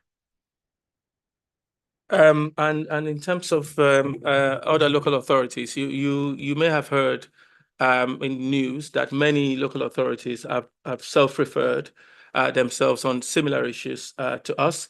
I personally, I don't think it's because of funding, because we have enough money to do these things, but there's a reality check, that a significant number of local authority landlords haven't been doing, some of the things that we're expected to do, and that is why we all welcome regulation, because it's going to, make us better landlords, which is what we all want to be. Yeah, I just wish to add to that last point. Self-referral is in this is my language, necessarily the regulators, is actually something that is encouraged. And I think it is about establishing an open and kind of transparent relationship with the regulator as quickly as possible. So there are, in my view, a significant number of London boroughs who have self-referred on issues around electrical safety. They have self-referred on fire risk assessments and other issues as well. I think that demonstrates the importance actually of getting this right, and that it is a new regulatory environment, and that it does take challenge and actually a relationship with the regulator to do that. So it is a really, really difficult thing to accept that we have self-referred when it comes to thinking about the impact for our tenants and our leaseholders and what it means to them. But I think in terms of a corporate priority for the borough, I actually think it is a positive thing that we have done, because I think it allows us to work quickly on solutions, both in the space of electrical safety and then as the fuller inspection goes forward in terms of the service as a whole. Quickly on the point of sort of a combination of performance management and then satisfying what has been deemed to be A, the regulatory or legal requirement, and B, the standard by which we seek to fulfill, which might be in excess of that. What do you think needs to be strengthened in corporately or centrally to ensure that the delay, if you like, or the inability to fulfill it in the timescale can be avoided in other situations going forward? I'm not sure I understand the question. So if we understood it was a priority and the resource was there, and performance management in terms of people, business as usual, combination of additional work and work, why then do you feel as though even with those things in place, we found ourselves in the situation where we weren't going to satisfy the regulator's requirement? What can be emboldened in the centre? Is that something within housing, or is it something corporately to ensure that those things occur? So I think we said this earlier in this conversation. We accept that electrical tests were indeed taking place, and they continue to take place. But there's also an acceptance that the scope was not as wide as it should have been. It should have included all dwellings, and it didn't. I cannot tell you what the reasons for that was, but that realization, because for all of the other health and safety checks, we do all of our dwellings, and we do them well. So like Councillor King said earlier, I don't wish to speculate on reasons, but there is an admission that we haven't done what we're supposed to do. And you know, with admission in life means, you know, taking a step forward to start to correct it and put yourself in a better place. I think the thing is that members need to feel assured that whether it is an issue or not an issue at the end of the day, that they need that assurance going forward that this type of thing won't happen again. I mean, I think that's the point that all members have made, and it needs to be demonstrated. I don't think this just applies to housing, which is why I refer to the fact it'll be on the work programme for the rest of the year. That as members, elected members of this authority, we need to be assured that the corporate function in this council is working effectively, has oversight between members, lead members and officers, because if it isn't, we're in trouble. So yeah, we will be coming back to this. Right, I've got Councillor Leamy, please. Thank you very much. Brad Hicklin, you pressed my big red button and enabled me to ask a question that I'm going to ask probably every meeting throughout this year, which is that I noticed you said that the data wasn't in the right place and that your data was on several systems which aren't talking to each other. And it strikes me as someone who works with data and works with IT systems, it's pretty impossible to take on a task of this sort, managing tens of thousands of council homes, if we don't have our data IT systems worked out. Now, I note that you said the new database was coming in, but my question would be, are we still bringing in bespoke systems for each function that we do, or are we looking to bring in some kind of robust enough IT system that enables us to manage our functions across a whole range of complex things that we deliver as a council? And when will you be able to have access to a robust IT system which enables you at a glance to tell across our massive estate where we are with rolling out this sort of piece of work? We're doing two major things. So we have a core housing management system, which is the NEC system. It's a housing management system that is used by many social landlords across the country. It's a good system. It's as good as they come. It does what it says on the tin. You know, so we are refocusing our energy into getting that system right. Yeah, to make it our Bible, as it were, and to get rid of all of the extra systems that we've got across board. So there's ongoing work around that. The second thing we're doing is in terms of compliance itself, there is a system, because in housing, you know, you can't avoid having, you know, because NEC, for example, would not be able to do leasehold management properly. So it's inevitable that you would have some extra systems, but you know, we're minimizing it to absolute minimum, not the whim of, you know, different officers who just like to do things differently. But through compliance, it's a industry recognized best system for compliance. If you try to load an electrical certificate, for example, with the date wrong on it or no signature of the you know, statutory or certified person to do it, it will reject it. Yeah. So that system is in place. It has been tested at the moment, and all of these tests that we're going to do are going to go on this system, and all of our other health and safety tests are going on that system as well. You know, so basically, we've done an audit of all the systems we've got. We're closing them down one by one. We're concentrating our efforts on our core housing management system, and for compliance in particular, you know, we have in place, you know, what I believe to be the best compliance system. Thank you. If I could ask a supplementary follow-up question. I mean, it is good to hear that we have the right systems in place, but what also matters is that we have the quality of the people using them, and we have the quality of the data within the systems. Do we have anything like a universal resource for each individual asset so that we can track progress across different systems? Can we link our systems in that way? Do our staff have the right training to be able to use these systems and to enter data accurately and consistently? So much of the work I do with data is where the data has been entered incorrectly and is unreasonable. So we may well have the systems, but are we using them properly? And do we have a pathway to making sure that they're all joined up? So the short answer is no. Because if the answer was yes, we would not have a data problem. We design systems to give ease and comfort to staff, ease of use, and sometimes because of that, date of birth, for example, there are so many ways you could enter a date of birth, and then people do it 100 ways, and therefore you don't have date of birth. So sometimes in my experience, I've learned that if you identify a good system, buy it, yeah, lock it down and train people on how to use it, rather than the other way around. But we're not there at the moment. It's a long process. We have an IT improvement transformation plan as I sit here that is ongoing. And I've asked Housemark.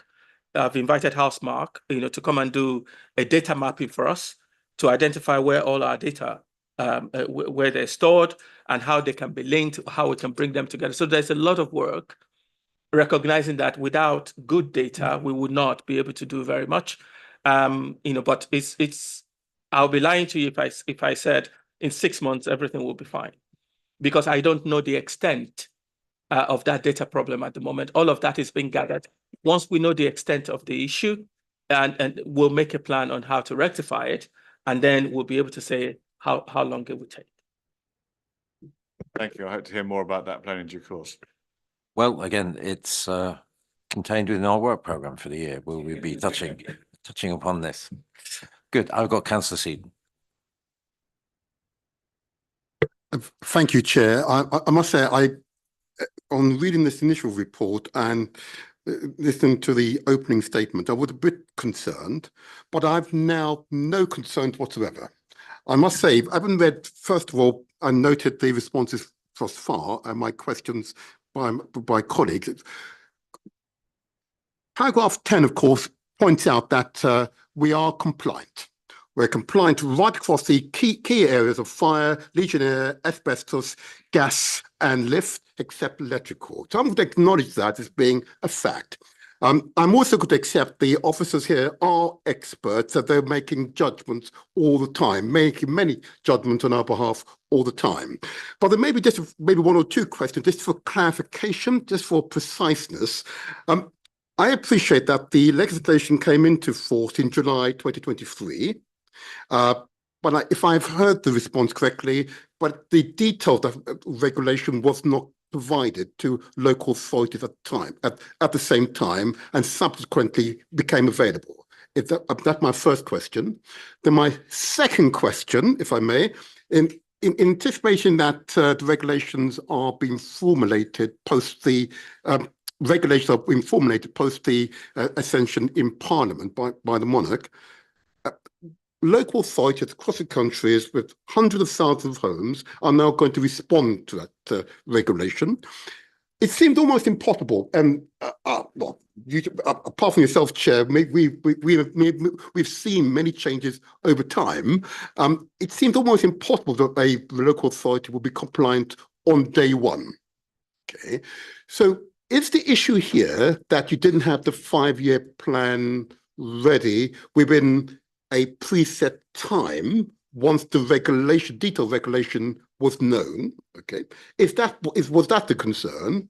When again, if I may, Chair, I'm going to assume officers are the experts and they would respond once they've got the detailed regulation. Okay, then my third question here, if I may, are there issues of capacity, notwithstanding that members have allocated the 16 million or whatever it is in order to deliver, that there's capacity issues? I'm familiar in Cabinet that one of the greatest challenges across many sectors is the lack of engineers, those who can do the actual work. Was that the risk that you were alluding to, that you were really concerned with? And then my last question, I suppose, Chair, notwithstanding that the directors identified that he recognised that good data is essential, he also recognises that he wants to ensure there's an open, transparent process, and that's the reason for a referral to the regulator. My question at this point is, And I've prior to come to this meeting, I note that there have been quite a number of local authorities, as the directors confirmed, who have self-referred, but they've self-referred in order to gain advice from the regulators, how indeed they will be regulated in the future. Is that the real reason for self-referral? I'll conclude. I'll start with the last question, if I may. To be absolutely clear, the reason for our self-referral is because we believe that we are not compliant. We expect, that there will be learning with the regulators' inspection of us. There are so many things we know about ourselves, that we're dealing with, but we have not, self-referred on the basis that we might learn one or two things. It's because we believe that we're not compliant. Your other questions about the legislation coming in, responding to being ready to respond to the regulation, particularly around the 5-year cycle, and whether or not capacity is an issue. If I may roll this up and say, I don't think we want to defend this. I don't think we want to say, if A had happened, we would have been compliant, or if B had happened, we would have been compliant. We're where we are, and we are not compliant where we are. And all of our energy is concentrated on getting us to compliance as soon as possible. Quick follow-up, and thank you for that response. But I suppose I come at this from the old education sector that I recall Ofsted. Now, many schools I recall in the early days were not complying with Ofsted requirements, but what they were required to do was put in place a plan. And for that plan to be tested by Ofsted for its robustness, its ability to deliver the stated outcomes. If I may go back to you, Director, your plan, that's what we're concerned about. Did you have a plan? If that plan is what you're placing before the regulator, or are you asking the regulators to comment generally on the department and its current compliance levels? Do you have a 5-year plan? Yes or no? We have a plan. We have a solid plan, that is funded, and we have discussed that with the regulator. And it's part of their consideration at the moment. I have absolute confidence, that we can deliver, we can get us to compliance within 18 months. And this is something that, we have the money to do. Always pleased to hear that, Martin. Thank you. And I've got Councillor Johnson and Councillor Brown. Thank you, Chair. One of the plus sides of being quite late is some of your stuff's already been answered, so I've got to ask a question again. I suppose I've got two, one really small question and one kind of future plan question. Councillor King, you mentioned leaseholders in your introductory speech. And I suppose what I would like to understand is, obviously leaseholders have no obligation to do these types of checks in their homes, but considering they are in our council-owned buildings, and the fact is, if these checks aren't done in those properties, they potentially could be a risk where we could have 90% of our council-owned flats all checked and compliant, 10% that obviously aren't because they're leaseholders. So they could be our weak links, essentially. So is there like a future plan to try and encourage or provide a service at a cost or a charge to leaseholders that allows them to buy into such things as the electrical checks or gas safety checks? Because obviously gas boilers, electrical items in a household should be regularly checked. And, I'd encourage all leaseholders to do it if they are, just to make sure their homes are safe. And then my second question is, you referred to the 60 electricians who'll be rolling out this work. Just getting an understanding, are they 60 electricians that we currently have employed by Southwark, or do we think we have to expand that workforce permanently or temporarily, so that we provide that there are our own electricians doing this work, or will we be bringing in contractors to help this rollout be delivered? On leaseholders, I think it's important to separate. So there are leaseholders who are not occupying their flats and they're letting them out, and therefore they will be private landlords, which means they have an obligation to have electrical testing done. Councillor King had asked me, I think it was a couple of weeks ago, whether or not we police that.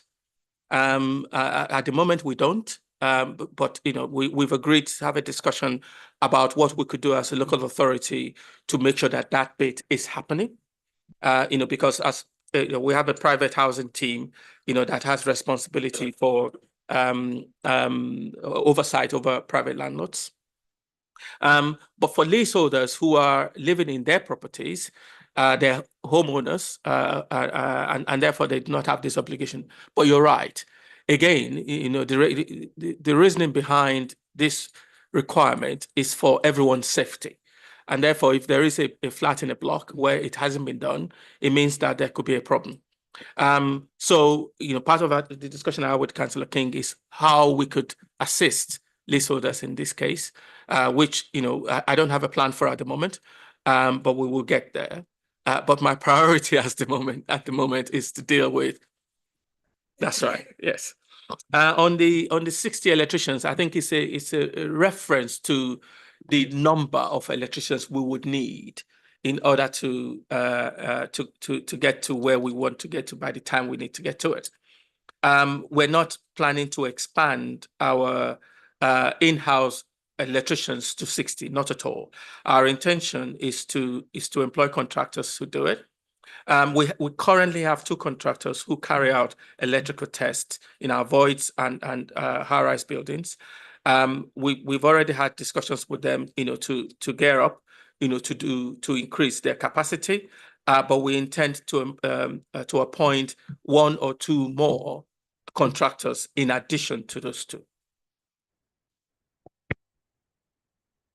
Okay, thank you, Councillor Brown. Thanks, Chair. I was also going to ask about data, so great question, Richard, but I'll stand down. Please go ahead. Okay. Yeah, I mean, at the end of the day, we've all got to be adult about this. You know, if I was living in a tower block, you know, on the 13th floor, and there was only 1 unit within that block that hadn't had the electrical safety testing done, I'd still be concerned as if it was all the others hadn't had it done. So, because 1 could cause, as you know, you mentioned before, Grenville and all the rest of it. So, you know, I think it is beholden on us as an authority, as a responsible landlord, to communicate with our leaseholders and, as you say, to assist them to ensure that this gets done, because it's in their interest, whether they live there or not, that this work is carried out. As a responsible landlord, I think we've got to be seen to be going to that nth degree. And I'm not sure what case law says about these things in relation to access and leaseholders, but I dare say it's there somewhere. But you know, as far as possible, we ought to avoid a confrontational route and get people around the table and, you know, make them realize it's in their interest just as much as anybody else. What was the other thing I was going to say? So I guess this specific issue is one that we will wish to be kept informed about. So every sort of step of the way in this phase program, I think we'd need an update report to the committee, so that, you know, we can keep attuned to what's going on, because obviously we're going to probably get questions from our own residents about it. So the more you can keep us in the loop on developments, I think we'd all appreciate that. Yeah. No, thank you. And, you know, thank you for all your work that you do. We appreciate it. Thanks very much. Thank you. Right. Let's move on. So item 7 is the work programme for the coming year. We've circulated the list of items there. Can I, before I call upon yourself, I just wanted to make a couple of comments. Item 6 and item 7. Oh, this hasn't been circulated. Oh, sorry. Right. Sorry. Sorry. So I have been presented with a list which I will read out to you. So the first one is digital systems and workflows, CRM system for resident responses. Again, we've referred to this already, and it's come up in quite sharp form here this evening on more than one occasion. So I think that should be on our agenda for this next year. And I think obviously that falls under the finance cabinet members portfolio and the strategic director for finance. So we'd expect to see them there. Similarly, I'll keep on to these two members. We need an update on the equalities framework implementation. We were promised one last year and that never materialized. So we need to see that, how far we're progressing on that. And again, it'll be the same cabinet member and chief officer. Next one is the annual workforce strategy. Again, we were promised this, I think, last year, and it's never materialized in a form that we could use properly. So again, we need an update on that, again, from the relevant, the same cabinet member and chief officer. And then obviously we've got we'll be kickstarting the budget process from our next meeting in, is it September? October. Okay. If not before October, we'll certainly be starting it by October. So that's definitely on there with the same cabinet member and strategic director. Now, I just alluded to before in relation to housing. I think what came clear out of our discussions on this committee last year is that we need to have further involvement and oversight with the housing revenue account. Rolled up with that is the recovery plan for the housing department, as was presented to us earlier in the year. So that obviously is the cabinet member for housing, and well, obviously the two people that were here before. And similarly, as I mentioned, I think there is a real question, perhaps corporately, but certainly within housing. I think we need to be assured that governance and oversight of housing services are in the right place. So that again, that would be Sarah and Akeem for that one. So just on the more corporate issue, I do think we need to look at cabinet member and strategic management, strategic responsibility, because I think it's been demonstrated here this evening it's not as old as it should be, and I think members are concerned that we need to have the proper processes in place and protocols to make sure that relationship works. So I think we need to look at that in more detail. And then what was the other thing?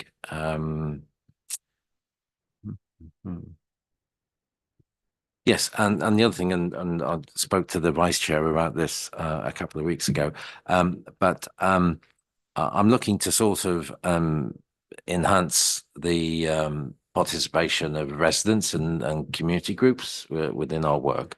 And so I think the starting place is actually to look at other models of scrutiny and see if we can incorporate them here.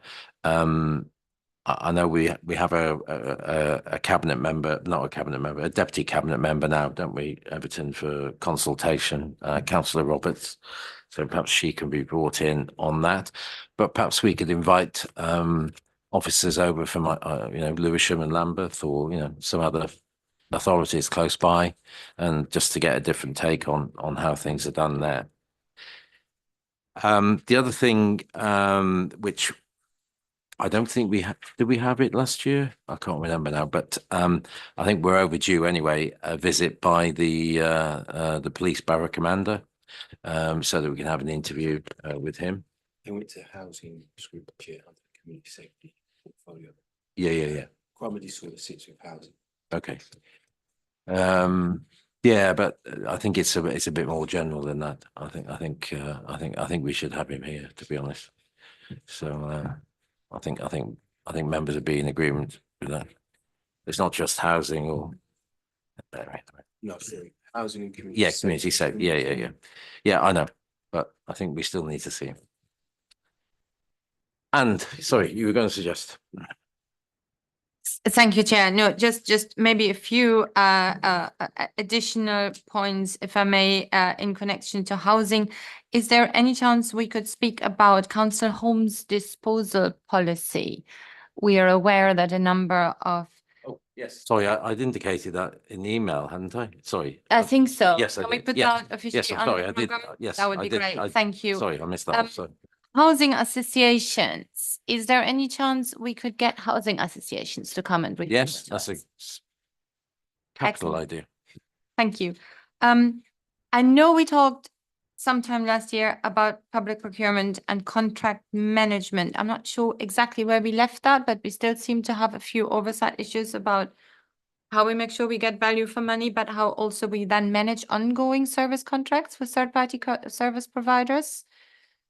Yeah, I think without wanting to go on too long, I think this sort of came out of Devon Mansions and Canada Estate to a certain extent, and so a lot of that is wrapped up with the investigation which is going on, and we're due to get that report back October. Post summer. Well, October is post summer, so yeah, so we should get it in October. Great. So I think that'll be wrapped up with that, and we can make recommendations on the back of that. Fabulous. To what you're saying. New homes program. I know I've heard there's a paper going to cabinet next week. I would love to hear more about the new homes program. Is there a paper going to cabinet? I'm not in cabinet. Yep, there's nothing wrong with that, yeah. Thank you. And then finally, I have customer service as a sort of more general. I think that can be wrapped up with the digital stuff, because but the reason I say that, I mean, Bit wider than that. No, well, I think it's about how we deal with the public, how we handle their issues and their inquiries and complaints. So I think it is. Sorry, Richard, go on.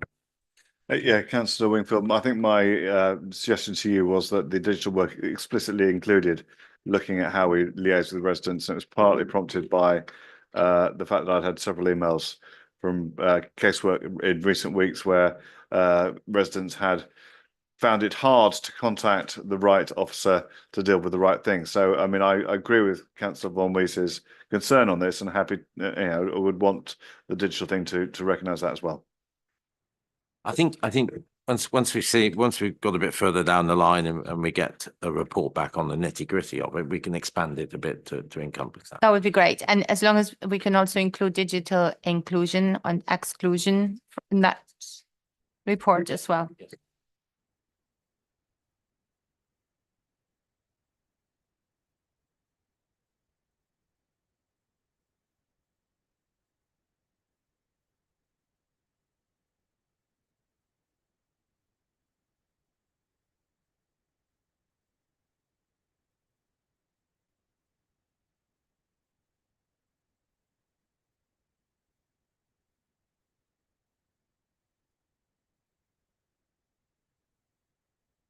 Sorry, do you mean just on the environmental side or across the council? Mainly on climate action, yes. I think, well, if it's mainly on environment side, I think it should go to the commission, don't you? Well, yeah, I'm looking. Can I didn't really understand what the ask is. Could you be a bit more specific, Councillor Von Wees, please? So it's how do we go about to bid for existing programs or pots of money, like the various programs that we heard earlier that the council, for whatever reason, did not get? What is there a process in how we apply for these existing programs? I think that was mentioned. So I can confirm that is something that we did look into in some depth during the time that we were doing a piece of the work on how to raise climate finance the outcome of which was the suggestion of issuing climate bonds. That was something that we covered that year. I mean, I think the particular one was the Social Housing Decarbonisation Fund that was highlighted that we hadn't managed to apply for because the criteria for applying were ridiculously restrictive. And I think one thing I would sort of, as an observation, one thing I would hope that it's sort of going forward that some of those external funding streams that perhaps were nominally made available by central government, but were actually completely inaccessible for councils, and that, you know, councils ended up competing, spending an awful lot of time putting together bids in order to compete with each other on sort of equally worthy basis. I would hope that now we have now the grown-ups are in charge, as they say, in central government, that we will look forward to having a slightly more reasonable approach there. But certainly, yeah, generally on finance, I think it'd be a reasonable thing to look at. I mean, the other way is that we raise it during the budget process. We can do it that way. If I may come in, I think we did ask that question during the budget process, which I think is what sort of flushed this out. And I think, given that, you know, it is slightly broader than just the climate, although I think that's a good guide to look at it through. And particularly as, you know, tonight we were shown that if we had bid for something earlier, we would have potentially got some money. So, you know, I think that's where we can add value as OST, to be able to look at the process around bidding for government grants. And I think, you know, there is with a new government, I think perhaps how we approach government grants and our success rate with them is actually perhaps the broader issue that would be worth us looking at from a budget perspective. No, I agree. I think we'll tag it on with the budget, but it'll be a standalone separate element of that. Yeah. If I may, maybe it is something that's broader around sort of our engagement with the new government and how we as a local authority are seeking to influence it, but also to make sure we make our case, and how effective are we being at making that case with the new government. I don't think we have to worry about that. Go on. Can I say, I actually think it would be very good to have it sit with the budget, because as also the point being made was that at that 3.92 billion as it was assessed like 4 years ago, and now it's obviously much larger than that, a larger sum than that, that is across like sort of, you know, multiple departments in the council. So it clearly is a wider budget issue.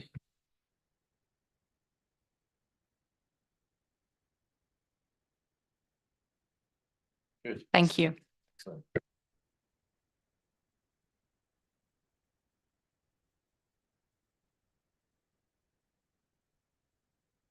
Could I just come in a broader point that I think came out a few times during the last few years, and you and I, a few of us have been on the committee for a few years and have sort of experienced that the cabinet reports that we get are often months after it's happened, or, you know, actually it'd be good if we could start doing more preemptive scrutiny. If papers that are going to cabinet could come here in advance, so that actually we can feed into cabinet, you know, more often. No, I agree, and that's something that we're looking at from an officer perspective, how we can feed into that process and make sure we get these documents early enough. And obviously they'll be allied with the council's forward plan anyway, so we'll have clear timescales as when they're coming up to cabinet throughout the year. Okay, the only other thing is obviously each of the 4 chairs for the commissions will be setting their own work programs for the commissions. So I know that's going to start from this month and through to September. I think it would just be nice if you could alert feedback to Everton, you know, what topics you've selected, and then we can email out all members of OST, just so everybody's clear and aware, you know, what the work program is across the whole of Scrutiny. Is that okay? Lovely. Good. All right. Well, thank you, everybody, and have a safe trip home. Thank you. You too. Thanks.